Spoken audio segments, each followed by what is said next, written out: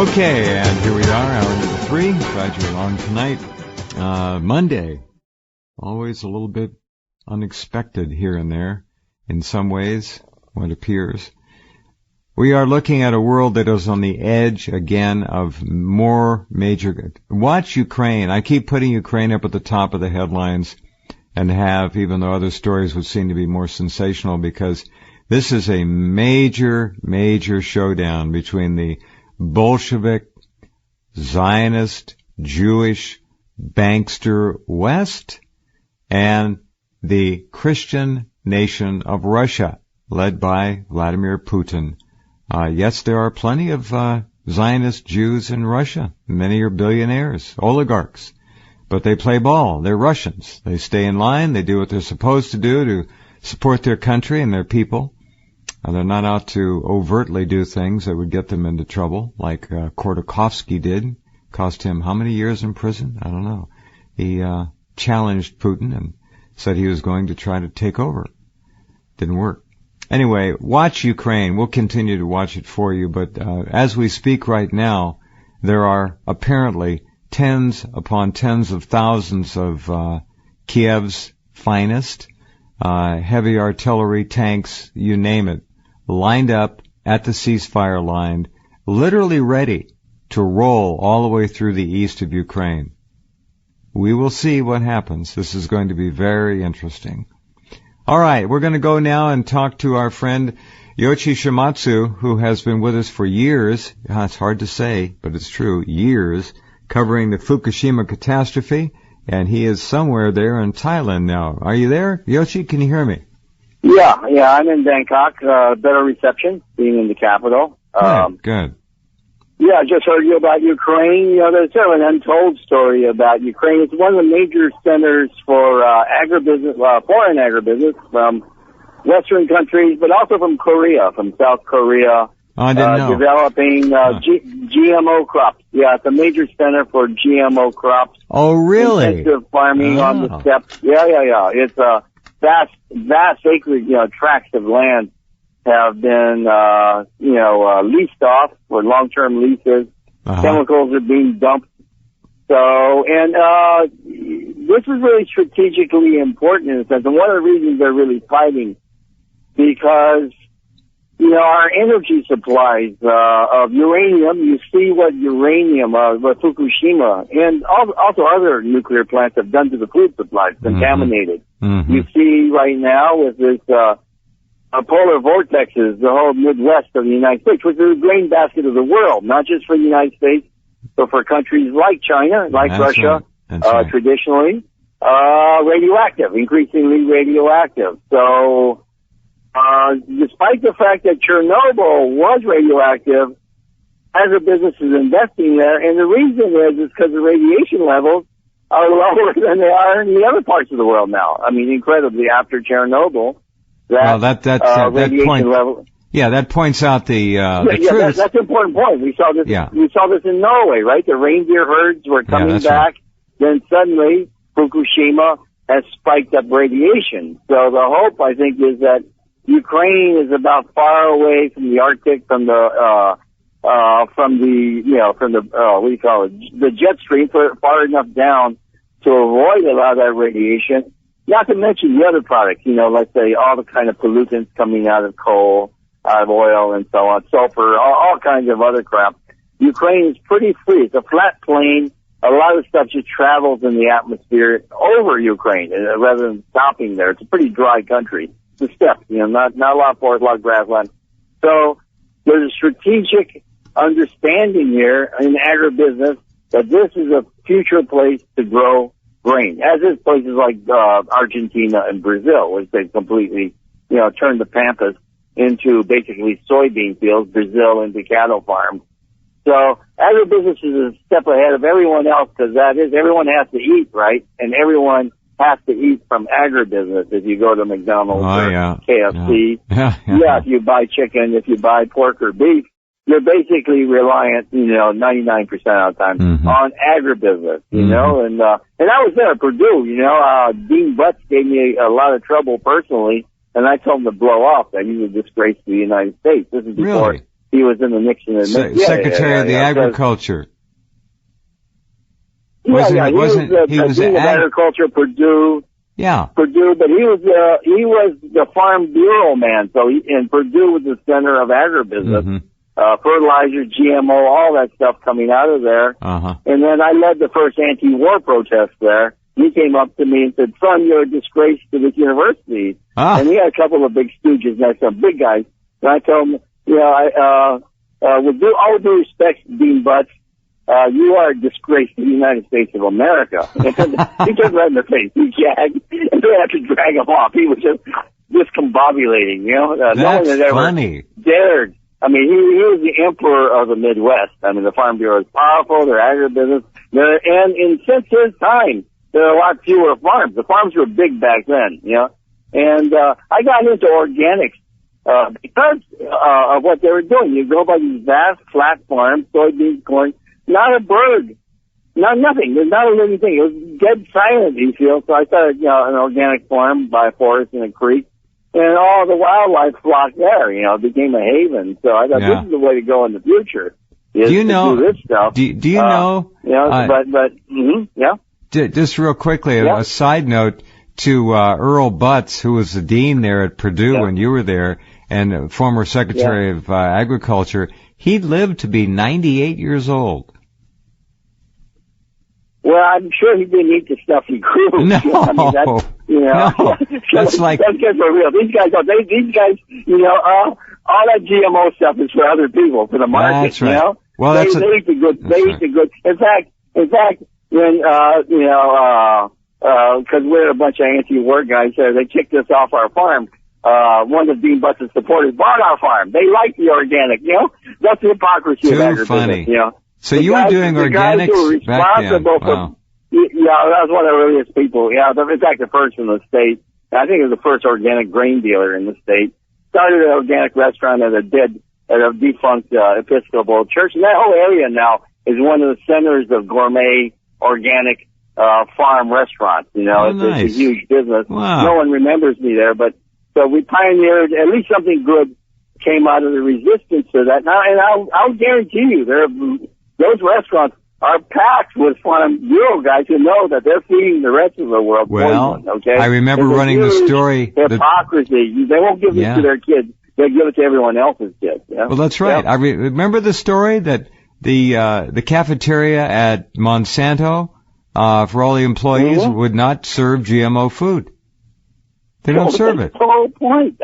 It's an industry, It's for the masses. And unfortunately, Ukraine, the reason they have tanks and, all these fighter jets and artillery there is because this is the vast next place for GMO, where they can grow intensively. Yeah. They want GMO, but obviously without radiation, just in case. They've got to hedge your bets, and this is the place they're doing it. And this is a sign of the future, folks, that when people start really killing each other over a limited food supply, and that day is coming faster than we ever think it is. It's already broken out a few times already in the past decade. Watch out. That's when, if you think Homeland Security is bad, wait till you see what happens when there's Homeland Security around every supermarket and rations. Instead of food stamps, there's food rations. That day is coming, for sure, given the spread of radiation and the fact that the nuclear industry is so undeterred. They're going to, they got decommissioned all these plants. It means a huge amount of waste will be released into the atmosphere. They know all this stuff. They know where it's coming from, and they're going to reinvest in new ones, and they're going to move toward plutonium, even more powerful and dangerous fuel. So we're living in a world where arable land, where, food production is going to be increasingly scarce as the world population starts to move toward 10 billion people on this planet. This is going to be the real haves and have-nots, and have-nots are not going to have long to live, because the GMO is going to make sure their lifespan.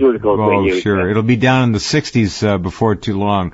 Did you see that satellite picture that the Russians released showing MH17 and the jet fighter firing the missile? Yeah. I wrote about something like that. Obviously, the shrapnel was not evenly distributed over the bottom. In fact, the rear of the aircraft was not hit, which would be technically non-feasible for the entire bottom of the plane not to be punctured because of speed. You know, the speed of these projectiles firing out and the speed of the plane, and they're meeting each other. It's incredible speed. This thing happens in the split, less than a split second, less than a fraction of a second. Boom. This thing would have been peppered. And so the evidence obviously is not there. And I'm going to put that, maybe the front of the, I'm going to put that picture up on the home page again in a couple of days, just to make sure everybody sees it, because the Russian satellites show it crystal clear. One of Porky's jet fighters, Kiev Air Force, firing a missile at MH17, right there. Okay, now this again is happening over Ukraine. They're going to desperate measures fighting for this, and this is where Chernobyl, is located.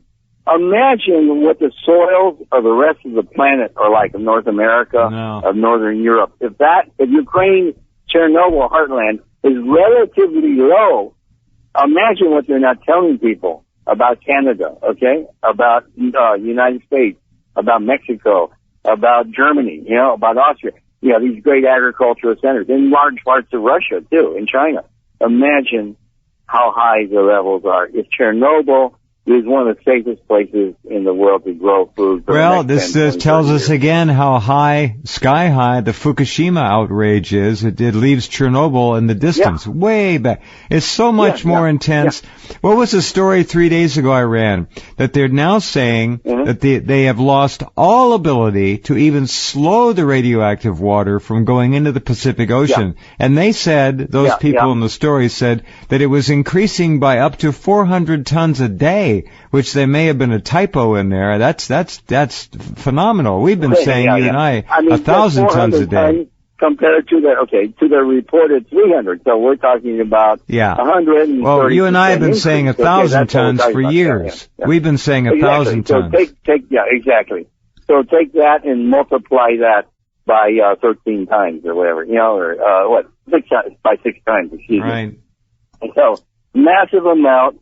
Coming in because of these storms, they put this diversion ditch around the plant, but above the plant is massively radioactive.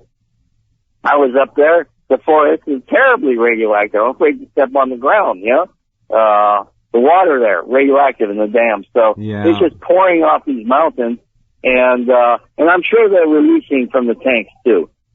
Of course. There's no news of new tank construction. The tanks are full, and not a lot more leaking. And no news of a massive number of new tanks. So they're directly pumping water, basically out of the turbine room. Yeah. And whenever it floods, they're pumping it in there, and it's going in the Pacific. It's coming across North America, further killing off the Pacific. I just heard your news report. They're trying to, in Seattle, attribute all the dead salmon in the streams around Seattle to wastewater from the storm drains in Seattle. Embarrassing. This has never happened before. Before there was an EPA, okay? It's embarrassing. This had never happened before. No. Now suddenly, now the Fukushima is really going, great guns. Now suddenly they realize all the salmon, any salmon that make it up the river, lack the strength to get up the river. You see, can't get up they don't have the energy reserve. No, they can't get back to their original stream. They drive themselves, and salmon will drive themselves to death to get up there. So they're basically driving themselves up to death, trying to go upstream, and they're not getting very far in. They're not even getting halfway up the mountains there. So it shows how weak they are. How well, you saw the other story. The other story, Yochi, which is essential, and I keep repeating it, is that those who study whales, not just orcas, but gray whales, you name it, say that not one baby whale that they have observed along the West Coast has lived beyond a year of age since 3/11. Not one. They're all dying about a year or less. I saw that. Yeah. A lot of them were never born because, like I say, where the cliffs where I go bicycling down there in Southern California, you see whales there are, and you'll see a juvenile, maybe a couple years old, but there were no babies, when the water was warm and they're moving up, when they're supposed to migrate, and a lot were feeding inshore too, they were feeding in that Catalina Channel. So that's kind of unusual for them just to stop and feed there when supposedly Alaska's got all this upsurge of, where the cold waters that are up well, tremendous amount of minerals and sea life there for the whales to dine on, good for their bodies. Why would they be hanging around eating mackerel, coming in close? Doesn't make sense. Without babies, too. So they're basically suffering pretty bad. They too, apparently, are feeling the effects of chronic fatigue, which is one of the symptoms of radiation poisoning, is chronic fatigue. Well, that's what they said. They're tired to keep going. They have to keep eating and getting food to just try to get some fat on and keep going, and they're just to keep moving. They're not digesting properly. Yeah. Well, and it's very hard for them to move against the California current. It's how weak the animals have become. We're going to lose most of them, if not all of them, over time. I think they're essentially lost. Mm-hmm. Yeah. Mm-hmm. We've got Dana online here. Let's get our report from Dana Durnford up in British Columbia. Are you getting nailed by the polar vortex up there, Dana? How are you? Good, thank you, Jeff. Yeah, we are. So it's a lot of frost, and normally you don't get any frost along this coastline, maybe 3 or 4 days a year, like down on the shoreline. Because you're in rainforest zones. So we are getting hammered, and that's really unusual for this time of year. Usually, we never see it until January, February, any frost whatsoever. You might see a little tiny bit for a few hours, but then it's gone again. So temperatures are coming up starting tomorrow, and they're going to be up +8 each day. And so we're back in the green light to go again real quick here. Just going to give it another few days. And up the coastline. I just wanted to touch on what Yoshi was talking about with Chernobyl. Chernobyl, 3% of the children that the mothers were pregnant at the time. 3% of those children that were born were healthy. The rest had issues from during Chernobyl. 3 million children required treatment. That was Kofi Annan in 2000 because of Chernobyl. So Chernobyl was a real bad one. And another quick one I wanted to touch on with Yoshi because it reminded me, talking about Monsanto and GMO, was who won the war in Iraq and Afghanistan again? That was Monsanto, right? They got the rights. What you done was they got rid of the patents and everybody's pension, mind you. But they got rid of the patents, and all you had to do was describe the plant and you can get the patent on it. And Monsanto already had it all pre-arranged and everything ready to go. And they scooped almost everything there. And Afghanistan is not allowed to grow indigenous plants for at least another 20 years. They're only allowed to grow Monsanto. So Monsanto won the war in Iraq and Afghanistan. There can be no doubt about it. That's a very good point. Very bad point, but a very important point. Very bad point. But it is, yeah. Wow. And GMO, of course, folks don't really understand it. It has 5 toxins and dioxins engineered into it that were never in your foods. And these prohibit you from uptaking the nutrients and macro and micro minerals. And so it's a really bad thing to mix in with your food. Organic is when you eat organic, you want to get and do dishes, go for a walk, you want to go do something. When you eat the GMO, you don't want to do anything. You're lethargic and you just feel really bad and you got to use the washroom. It's just a bad experience every time when you mix it in. I've noticed that. You can't even cheat and go get some GMO at a corner shop. It'll still get you every time. You miss that energy, right? You got to have that energy. And you will see it if you eat organic. You eat an organic meal, that's what it feels like. You're just full of energy. Of course. It's living. It's live. Well, you're eating live food. You're eating life. Nutrients and minerals. A novel idea, eh? Yeah. Minerals and nutrients in your food. It's amazing. No, Chernobyl, like Yoshi was saying, that contaminated everywhere. North America and South America. Well, it pasted Europe, and nobody talks about it. No one talks about it. And I do have some of the models of that dispersal way back in the day from other countries. And so all those countries got hammered. And I mean, they got hammered. And that was a 30% meltdown. That was only 1/3 the size of any of the reactors at Fukushima. Correct. And it wasn't using the MOX fuel, which is, 2 million times worse than any other reactor. So the elements are completely different animals than any other radioactive element ever created by man because of that MOX concoction that they use. And my theory on it was, and will always stand the test of time as far as I'm concerned, is that these elements they were using, the MOX fuel, they don't need that kind of stuff to make energy. They were using it for directed energy weapons, to produce the isotopes to power the more powerful directed energy weapons for that space war. That certainly has been backed up I can't remember the name of the guy, but they were making a plane, a 727, for about 30 years, and they put a airborne laser into it. It was a father and son team. And he done an interview and where he was saying they were using isotopes for power because this thing uses so much power, but it'll lead up the canisters in about 20 minutes. And so I never forgot that. And back in those days, I was kind of buying into this stuff, and I didn't understand the significance of what I was buying into. But I never forgot that. And that helped me in the research down the road when I started looking at it. And directed energy weapons, they need an enormous amount of power, and the only thing that can really compact, like a gram of radiation, a gram of the fuel rods, rather, is 1,000,000 watts. And that can 1,000,000 watts for 18 months. And so there's an enormous amount of energy in a very tiny package. And to shoot a powerful laser that can destroy something 100 miles away or a few hundred miles away is an enormous amount of energy to pull it off with the technology that they're using. And they are using the wrong technology because this particular stuff was never meant to be on our planet. It's a total fabrication that it has any uses whatsoever. Correct. And I'll jump over, unless you got a question there. No, you're right. Yeah, go ahead. It's directed energy weapons, and that's the future. That is the complete future. And so they need the nuclear fuel and the plants to create their concoctions, their witch's brews.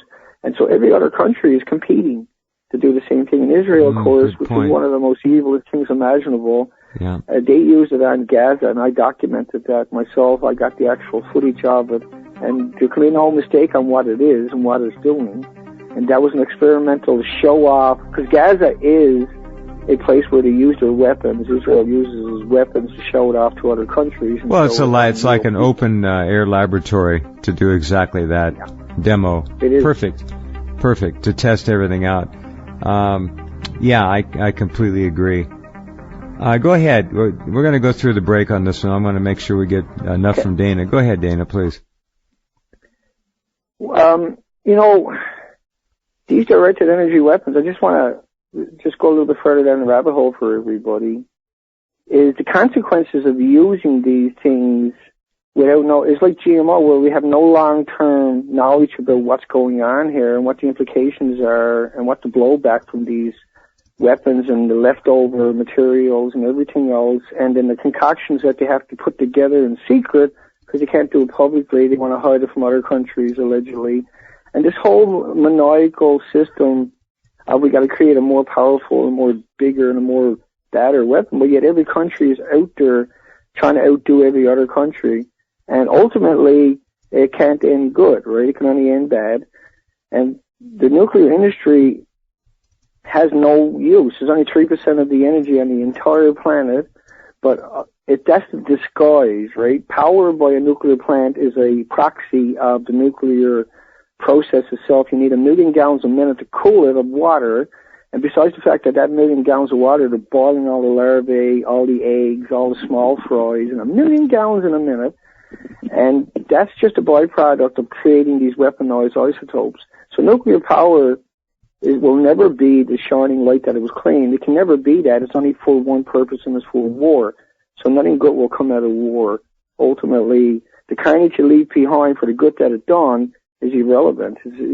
It's like the Taliban, 11,000, and we fired 5.5 million rounds a month to get 11,000 gangbangers, basically. Mm-hmm. We killed a couple of million people to get 11,000 gangbangers. We created 5 million orphans in Afghanistan to get 11,000 gangbangers. We got millions in refugee camps, around 6 million, to get 11,000 gangbangers. We got 4 million missing to get 11,000 gangbangers, and a couple of million dead to get 11,000 gangbangers. Yeah, 2 to 3 million dead in Afghanistan. At least, at minimum, I always say 2 million just a low baller, but we know it has to be more than that at 5.5 million rounds a month. And 2 million rounds of that came from McAllister's bomb manufacturing facility in McAllister, Oklahoma. And all they make is dirty bombs.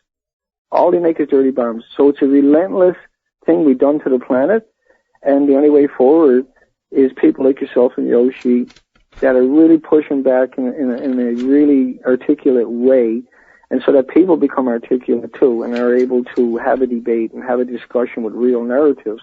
And that's what you guys are bringing to the table every week now for years, and we're catching up on this end me and the Fukushima hounds and many other people, but the urgency is real.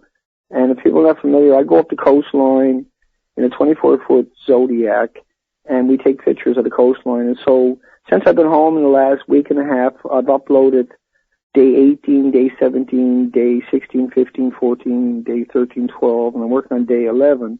And these are huge files, and it's a massive amount of footage to get uploaded. But that's the data they use to beat up the system with.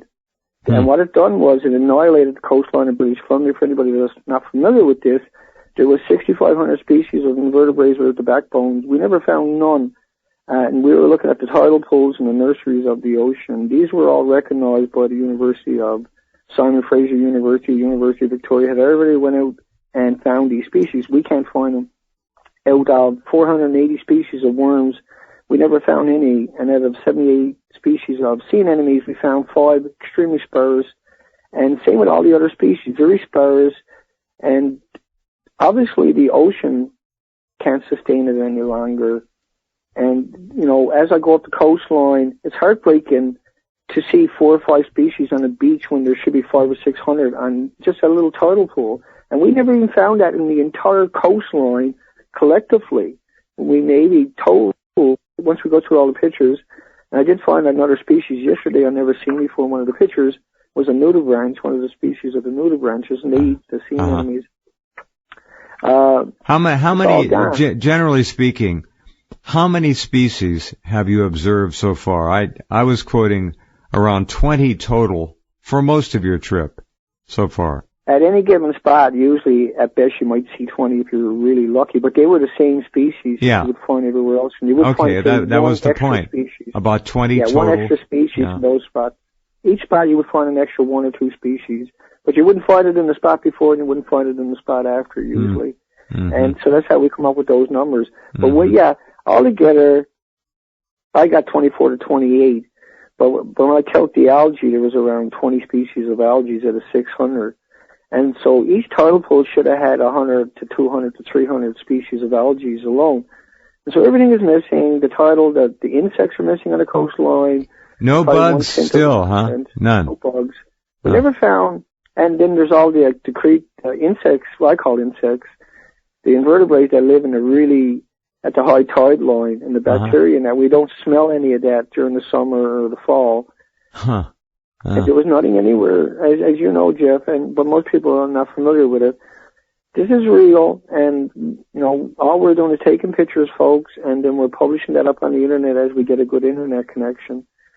And in the hopes that the academic world will come to their senses and say, okay, we can't sustain this any longer. You know, I think, I hate to say this, but I know. They're cowards. They're not going to give up their jobs. They're not going to give up their careers. They won't do it. You're right. No, it's a wonderful thing to hope for. I agree with you. They're cowards. That's all I'm doing is hoping. Yeah. And I'm just going to keep going in case that information is useful for people. Because to me, it says everything I ever needed to say. Well, you're documenting, you're the one person literally on the planet who is documenting this. Yeah. Everybody else looked at the tuna and the bigger fish and they bioaccumulate. They don't get affected the same way as the filter feeders and the stuff in the nurseries, the most vulnerable. Right. So that made common sense, but I couldn't find anybody doing it. And so that's why we went ahead and done it, of course. And this is not just me. This is a whole lot of people, incredible amount of people. Apparently, Buessler, again, is saying, well, we've identified 137 or 134 in the water, but it's very, very minor, and it's not everywhere, and it's not a problem. That guy has really, in my opinion, changed his tune almost 180 degrees from what it was in the very beginning. Somebody obviously shut him up. Arnie Gunderson has also been very quiet lately, and the general flow of news, Yoshi, out of ENE and out of Japan is a trickle of what it was a year ago. If you're lucky. Yeah, we're not getting much out of TEPCO, nothing from Fukushima. It's incredible. And a few scientists they're harping at the edges, hinting, but no one's coming out really directly. So, terrible situation. So, it just means we have to do more intervention, and then this is a real hassle to go in there to Japan, do testing again. And where Dana is at, I think one of the things we're starting to see is that all the salmon raising areas and salmon capturing areas, except for Chile, is affected by Fukushima. The Norwegian reindeers are affected. Definitely the waters in Norway, the fjords. It's running off from the creeks into the fjord, from the glaciers into the fjord. So there's radiation in salmon. You okay? So I think people should start considering taking dosimeters, because salmon is a very popular food, especially among people who are health conscious, omega-3 oils and all that. A lot of people get most of their protein from salmon. I think a lot of people feel shy, feel very embarrassed or nervous to take out a dosimeter in a supermarket. I walk into the supermarket in Japan and I measure. People stare at me. They get alarmed, eyes open.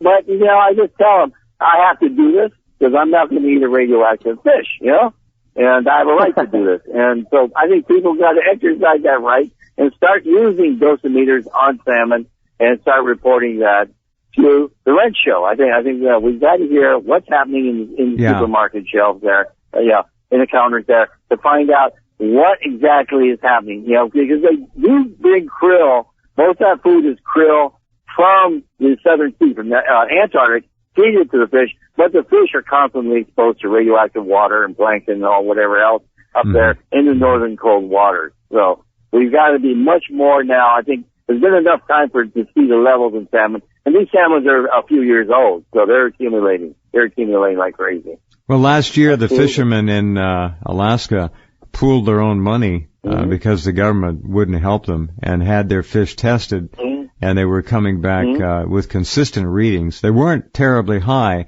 but they were consistent, indicating there's a bioaccumulation. That was a while back, That's right. That goes back a year ago, and maybe a little longer. That's it. We're going to see this all begin to change for the worse here. We've always said it would be incremental. We never said it was going to be a slam dunk like the garage door comes down on you. Not going to happen like that. No, Yeah, it doesn't work that way, but it's getting to be critical now. I mean, where people really got to start watching it. We don't know how much of the Pacific Ocean.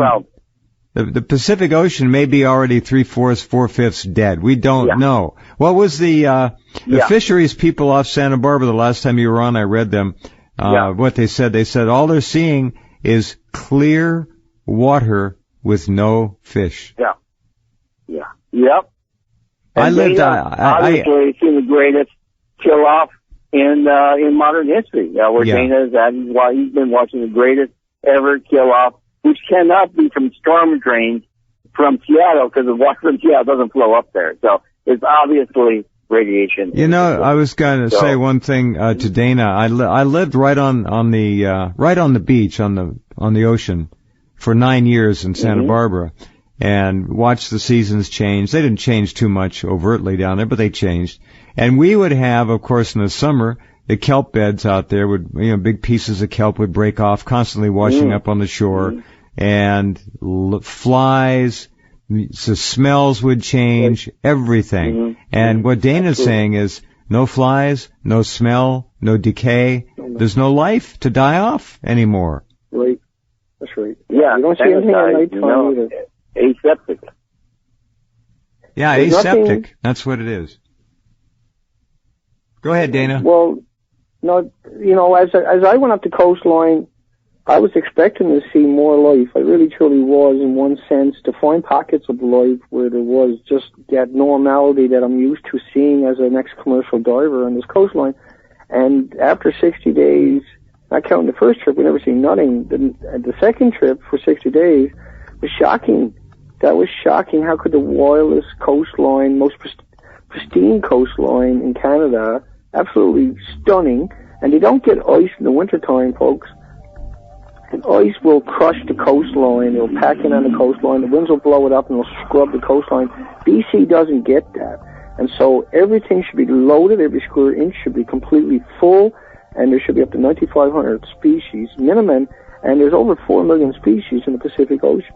And for us to go up there and every day find just a handful of species, and the major species was the big mussels, the big barnacles, the kelp weed, and the kelp cabbage. If those four disappeared, there's nothing else there. There'll be nothing there to hang on and live into. There's nowhere for anything to hide into. It'll be completely, utterly naked. Wow. And so they're very sparse. There's very few. They're very thin. They're very weak looking. They're very spread out. And so it can happen any time at all at this stage. Okay. All right, hold on a minute. We do have to take a break, and we'll be right back.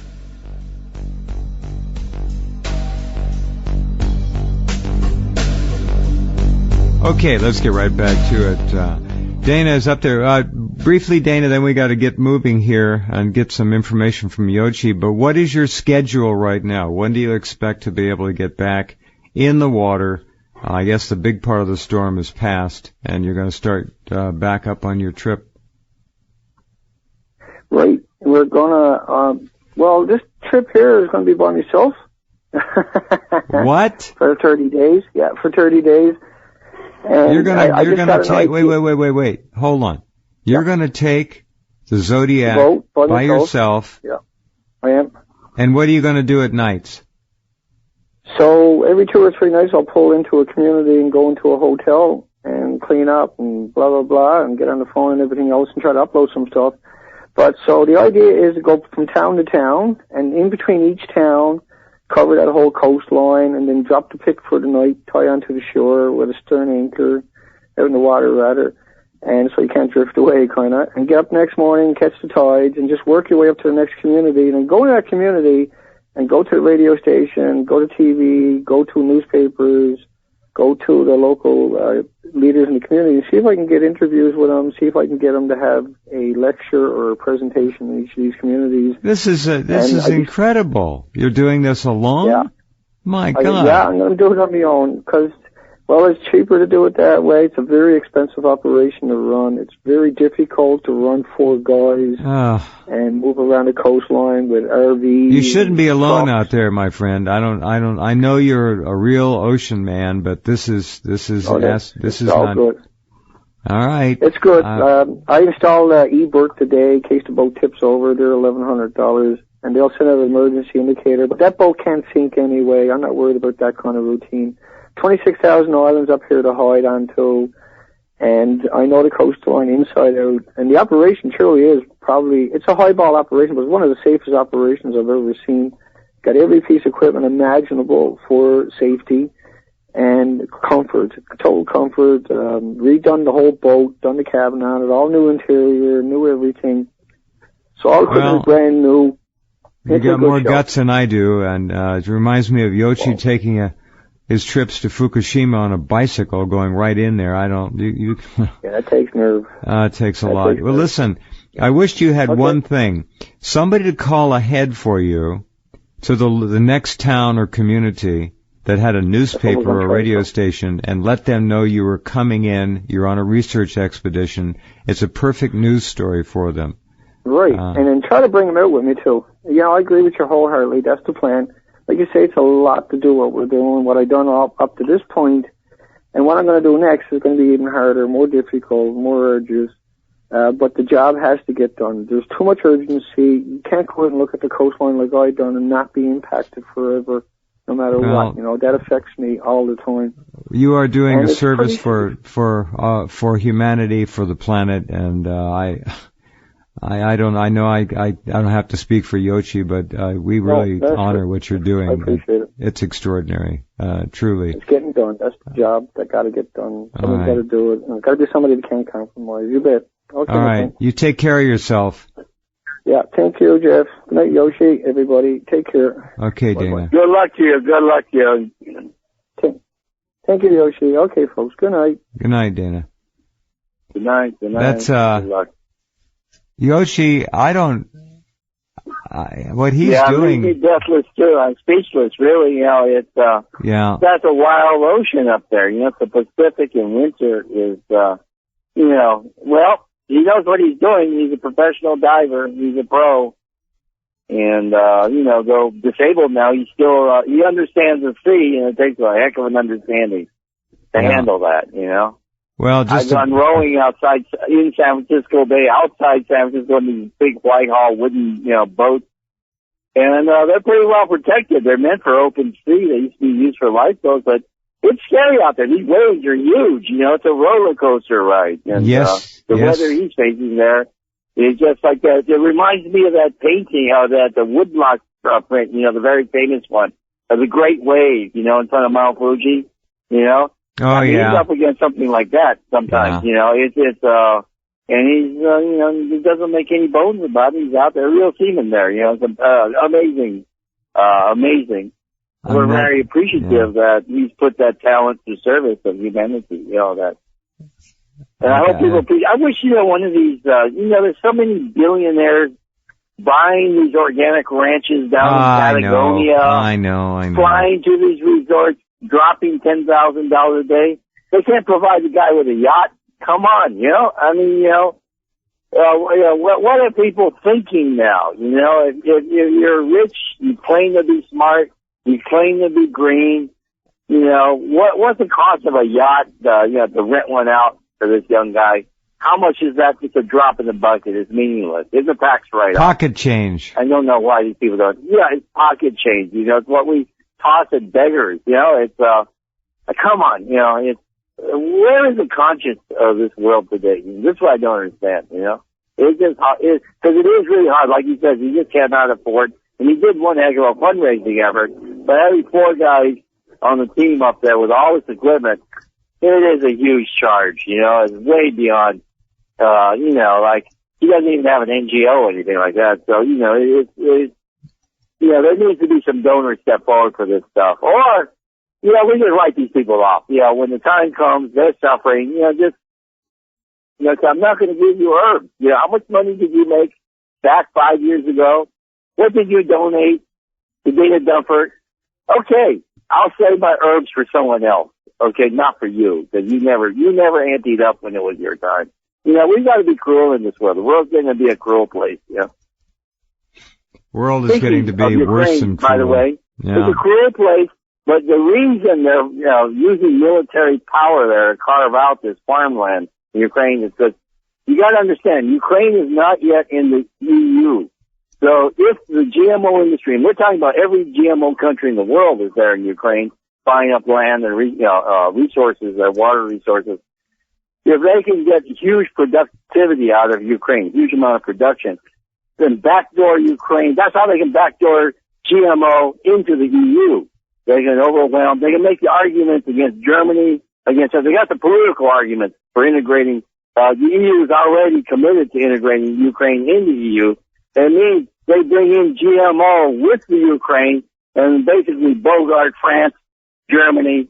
And you gotta understand, next door Poland is one of the most organic, agricultural, countries in the world, okay? Great food quality there. Yeah, and they're gonna backdoor this GMO monster because of this warfare, because it stood up against Russia and all this stuff. That's their way in. This is how Monsanto gets into Europe. Mm-hmm. And this is a huge game plan. It's a vast amount of money because every GMO, you know, related entity is in there and supporting this war. So you got to understand what this is all about. There is a game plan here. And if they can bring GMO into Europe, Europe is wide open. That's the end of anti-GMO resistance in the world, basically. Well, they've already killed off almost 300,000 Indian farmers, suicides in India. They don't care because the Indians don't count. They got over 1 billion people. What the hell is 300,000 people? Yeah. Shattered families, never mind. That was a deeply organic society that's being just overrun. Right. You know, the interventions there. They're being wiped. Japan, obviously, the TPP is aimed at bringing, you know, because Japan's food's radioactive, and so they can bring in GMO into Japan, especially in times of food shortage, and people won't be able to stand up to that. So it's every barrier is breaking down, and Ukraine will break down the last big barrier, which is Germany, France, and the EU. We'll take them down, and the Germans are buying this stuff. You know, it's just constant propaganda here about the Russian threat, which is not much. You know, the Donetsk guys are not exactly moving out of there. You know, it's a stalemate. Big deal. It can last for a while. It's not the only country in the world where there's a stalemate. You know, there's stalemates all over the place. It can go on for decades. Just leave it be. But the push now, there really is a master plan here. And GMO is not just GMOs. A lot of money in banks. a lot of universities, research organizations, you name it, involved in this thing. These are very much international institutional initiatives with the big banks behind them. So, in a certain sense, it's an invasion. You know, it's an invasion of Europe and Japan is down on its knees too. You know, the Abenomics is completely down. Japan is now officially in recession, third quarter of declining GNP. You know, the report came in for third quarter down 1.6%. Despite the Bank of Japan printing money, the economy is basically in collapse. It's dying. And Abe's going to call election, but that may be a fatal flaw for his. He may find out that the people are just fed up with his policies. So, if they're not fed up by now, yeah. They are, but the problem is they don't have an organization. You know, a lot of them have been selectively hit by prosecutors for campaign funding violations. But this is like, you didn't think there would be another election for a long, long while. This is a shot for people to get in. I hope the Japanese people respond and as the people of Okinawa they have an anti-base, anti-Abe new mayor in that area. Hopefully this resistance will spread. Well, let's hope so. Let's hope so. Okay, my friend, talk to you next week. You be well. Take care down there. Okay, we'll watch the news. All right, bye-bye. Good night. Okay, Yoichi Shimatsu, there he goes, and we will be back with you tomorrow night on Tuesday already, the 18th of November. Wow.